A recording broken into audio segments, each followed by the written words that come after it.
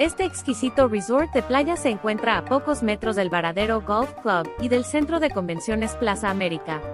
Su hermosa edificación acoge espacios de jardines, zonas de relax, galerías de arte y expoventa de artesanías. Desde los balcones y amplias terrazas escalonadas de sus habitaciones disfrutarás de una excelente vista del balneario. Encuentra en sus restaurantes y bares una gran variedad de propuestas gastronómicas, entre las que destacan un atractivo teppanyaki, Tex-Mex, y los espacios de grill, así como el snack bar con servicio 24 horas.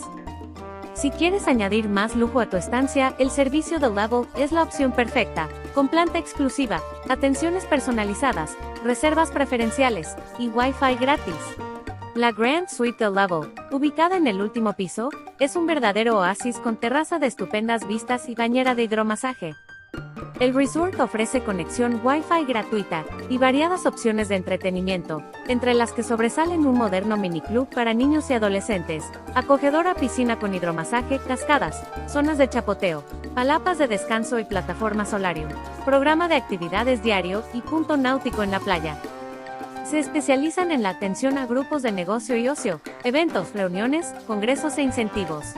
Para ello disponen de formatos con capacidades desde 24 hasta 500 personas en diferentes salones completamente equipados, además de locaciones alternativas ideales para banquetes y bodas.